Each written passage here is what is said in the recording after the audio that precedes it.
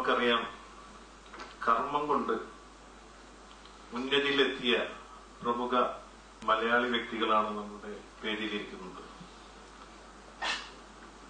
ഷേനായി അവർകളെ ഞങ്ങൾ ക്ഷണിച്ചിട്ടുണ്ടായെങ്കിലും അദ്ദേഹം അത്യാവശ്യമായി US-ലാണ് എന്ന് പറയുകയും എങ്ങനെയെങ്കിലും സാധിച്ചാൽ അവിടെ എത്തും എന്ന് അദ്ദേഹം വാക്ക് തരുണ്ടായി.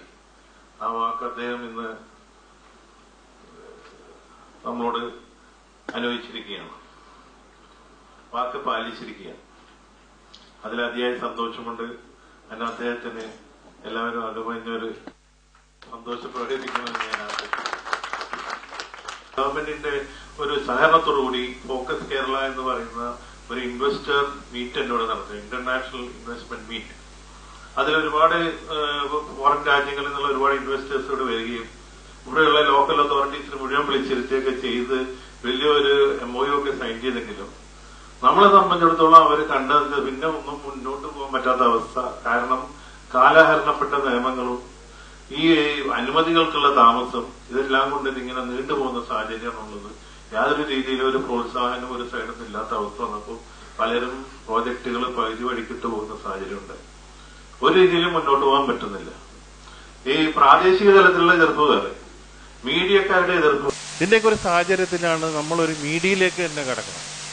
മീഡിയയിൽ കൂടി ഒരു ഗ്രാസ് റൂട്ട് ലെവൽ അവയർനെസ് ഉണ്ടായാലും മാത്രമേ ആർക്കും ഇതിനെപ്പറ്റി എന്തെങ്കിലും ഒരു പരിഹാരം ഉണ്ടാക്കാമെന്നുള്ള ചിന്ത ഞാൻ പറഞ്ഞ കഴിഞ്ഞ 3-4 കൊല്ലമായിട്ടുണ്ടായി. അതിന്റെ അടിസ്ഥാനത്തിൽ വിശദമായൊരു പഠനങ്ങളൊക്കെ നടത്തി പല പ്രോസസ്സും പല കൺസൾട്ടൻസിയൊക്കെ നടത്തിയതിന്റെ അടിസ്ഥാനത്തിലുള്ള റിപ്പോർട്ടിന്റെ ഒക്കെ അടിസ്ഥാനത്തിൽ ഞങ്ങൾ ചാനലിൽ സംഭവമായിട്ട് മുന്നോട്ട് പോകുന്നു. നമ്മുടെ ചാനലിന്റെ എക്സിക്യൂട്ടീവ് എഡിറ്ററാണ് മിസ്റ്റർ നാസറോട് ഇരിക്കുന്നത്. അപ്പൊ ഈ രീതിയിൽ മുന്നോട്ട് പോയാലേ നടക്കൂ, അല്ലാതെ യാതൊരു മാർഗവും ഇല്ല എന്നുള്ള ഒരു ചിന്താഗതി. എന്താ വെച്ചാൽ ഈ മാറ്റങ്ങൾ 50 കൊല്ലം പഴക്കമുള്ളതും കാലഹരണപ്പെട്ട നിയമങ്ങൾ മാറ്റാൻ ഭരണകൂടം പോലും പേടിക്കുകയാണ്. തൊട്ട് കഴിഞ്ഞാൽ പറയും ആ പൈസ വാങ്ങിച്ച് ചെയ്താന്നാണ് പറയുന്നത്. ഒരു രീതിയിലും ഇത് നന്നാക്കി കൊണ്ടുവരാൻ പറ്റാത്ത, ആർക്കും ആരെയും സഹായിക്കാൻ പറ്റാത്ത അവസ്ഥ. അപ്പൊ ഈ അവസ്ഥക്ക് ഒരു മാറ്റം വരണം.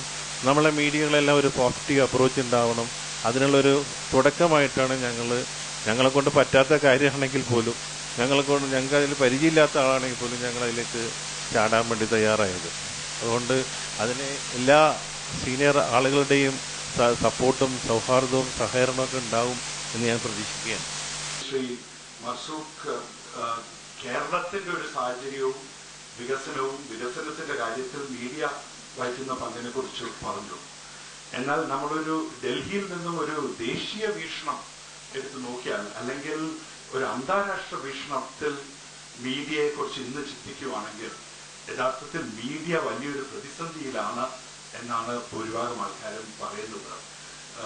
The media is today both across the world as well as across India in a situation where there is great churning within the media, there is great ferment and a lot of confusion as to what is the direction in which the media is going to evolve in the future. This churning is essentially a reflection of what is happening globally and what is happening across India in the field of politics, in the field of economics, in the field of society. The media is a mirror to society, and the society feeds media, and similarly the media guides and inspires society in many ways, and so there is a mutual interaction between the two constantly. നിങ്ങൾക്കെല്ലാം വിവരം കിട്ടിയാൽ സ്വയം ആലോചിച്ച് തീരുമാനിക്കാനുള്ള കഴിവുണ്ട് എന്നുള്ളതാണ് എൻ്റെ വിശ്വാസം.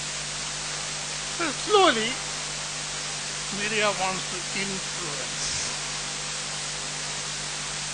ബട്ട് അതും ഒരു പക്ഷേ, കാരണം കേരളത്തിൽ തന്നെ ഒരു വിവരം അറിയണമെങ്കിൽ സത്യം പറയാമല്ലോ, ഒരു പത്രം വായിച്ചാൽ നിങ്ങൾക്ക് വിവരം മനസ്സിലാവും. ഇല്ല, 2-3 പത്രങ്ങൾ വായിക്കും, മറ്റൊന്നും കൂടി വായിക്കും.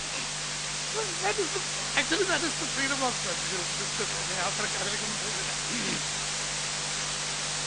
freedom of the press is not the freedom of the editor to write he wants.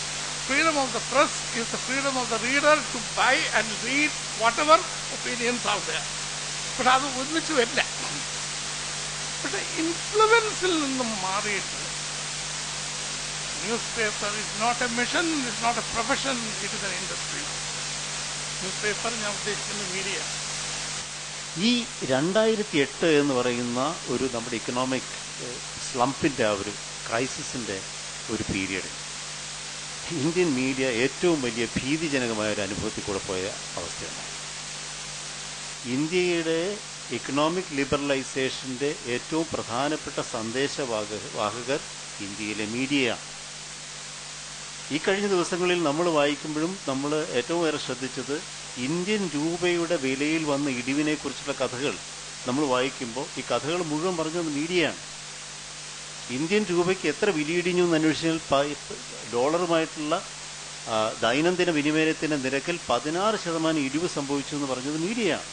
എത്ര വിമർശിച്ചോട്ടെ, എന്തെല്ലാം വീഴ്ചകളെ കുറിച്ച് പറഞ്ഞോട്ടെ, 20 കൊല്ലത്തിന് മുമ്പ് ഇതുപോലൊരു ഇന്ത്യ ഉണ്ടാകുമെന്ന് നിങ്ങൾ ആരെങ്കിലും പ്രതീക്ഷിച്ചിരുന്നതാണ്? ലോകത്തിലെ രാഷ്ട്ര തലവന്മാർ വലിയ വട്ടമേശയ്ക്ക് ചുറ്റുമിരുന്ന് ബ്രിട്ടനിലെ പ്രധാനമന്ത്രിയും അമേരിക്കയിലെ പ്രസിഡന്റും റഷ്യയിലെ പ്രധാനമന്ത്രിയും ഫ്രാൻസിലെ പ്രസിഡന്റും ഒക്കെ എല്ലാ വിഷയങ്ങളും ചർച്ച ചെയ്യുമ്പോൾ ആ വട്ടമേശക്കരികിൽ മാത്രമല്ല അതിൻ്റെ പടിപ്പുരക്ക് പുറത്ത് ഇന്ത്യൻ പ്രധാനമന്ത്രിക്ക് സ്ഥാനമുണ്ടായിരുന്നില്ല. രാജിക്ക് വേണ്ടി, സാങ്കേതിക വിദ്യയ്ക്ക് വേണ്ടി, മറ്റു വിജ്ഞാനത്തിന് വേണ്ടി പാത്രമായി നിന്ന ആ ഇന്ത്യ രാജ്യം ഇന്ന് ഈ പ്രമാണിമാരൊക്കെ ഇരിക്കുന്ന കസേരയിൽ നമ്മുടെ താടിക്കാരൻ പ്രധാനമന്ത്രിയുണ്ട്. അദ്ദേഹം കൂടിയാണ് തീരുമാനിക്കുന്നത്. അതാണ് ഒരു രാജ്യത്തിന്റെ നേട്ടമെന്ന് നിങ്ങൾ മനസ്സിലാക്കണം.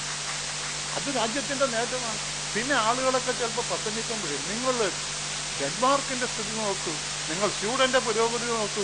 60 ലക്ഷമാണ്, എറണാകുളം ജില്ലയുടെ അത്രയില്ല. ഇത് 120 കോടി വരുന്ന പണ്ടാര പടയും കൊണ്ടാണ് ഈ രാജ്യം മുന്നോട്ട് കൊണ്ടുപോകുന്നവർ. പിന്നെ രാഷ്ട്രീയക്കാരെ കുറിച്ചാണെങ്കിൽ 70% ആണ് വോട്ടിന് ഇന്ത്യയിൽ. വലിയ ജനാധിപത്യം വികസിച്ചിട്ടുള്ള അമേരിക്കയിലും ബ്രിട്ടനിലും ഒക്കെ 40-42%, 70% ആളുകളാണ് വോട്ട് ചെയ്യുന്നത്.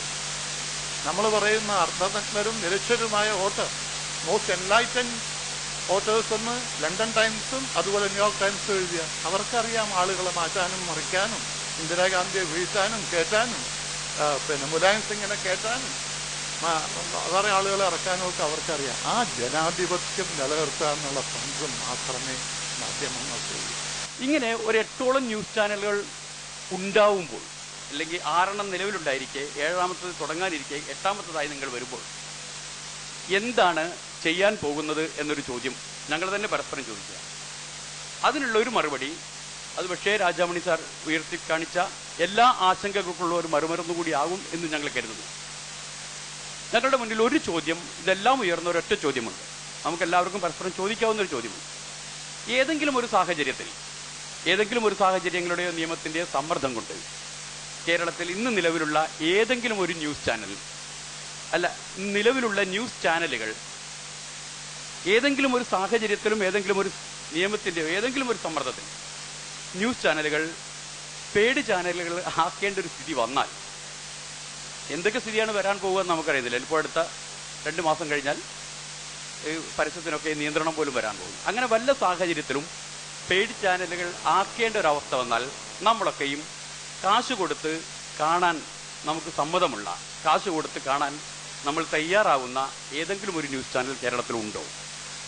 ഉണ്ടെങ്കിൽ അതേപോലെ, അങ്ങനെയൊന്നും ഇല്ലെങ്കിൽ ആ തരത്തിലേക്ക് വരാവുന്ന ഒരു ചാനൽ എന്നെങ്കിലും ഒരു കാലത്ത് മലയാളികൾക്ക് കാശ് കൊടുത്ത് ഒരു ന്യൂസ് ചാനൽ, മലയാള ന്യൂസ് ചാനൽ കാണേണ്ടി വന്നാൽ അന്ന് മലയാളി കാശ് കൊടുത്ത് വാങ്ങാൻ തയ്യാറാവുന്ന തരത്തിലുള്ള ഒരു ന്യൂസ് ചാനൽ മലയാളത്തിന് മുന്നോട്ട് വെക്കണം എന്നാണ് ഞങ്ങളുടെ ആഗ്രഹം. പ്രതിഭാസമ്പന്നരായ 4 പ്രഭാഷകർ തങ്ങളുടെ ഉജ്ജ്വല പ്രഭാഷണം കൊണ്ട് ധന്യമാക്കിയ ഒരു സായം സന്ധ്യയുടെ അവസാന ഘട്ടത്തിലാണ് നാം നിൽക്കുന്നത്. ഔപചാരികമായി നന്ദി പ്രകാശിപ്പിക്കുക എന്നുള്ളതാണ് എൻ്റെ കടമ. ഈ പരിപാടിയിൽ പങ്കെടുക്കാൻ ഇവിടെ ഇത്ര സമയം ചെലവഴിച്ച നിങ്ങൾക്കെല്ലാവർക്കും, അതുപോലെ ഇതിൻ്റെ സ്പോൺസേഴ്സായ ശ്രീ യൂണിയൻ ബാങ്കിൻ്റെ manager, Panampilly Nagar branch manager Shri Vibeena ഇവിടെ എത്തിയിട്ടുണ്ട്. അവർക്കും ഞങ്ങളുടെ ഹൃദയംഗമായ നന്ദി രേഖപ്പെടുത്തുന്നു. നന്ദി, നമസ്കാരം.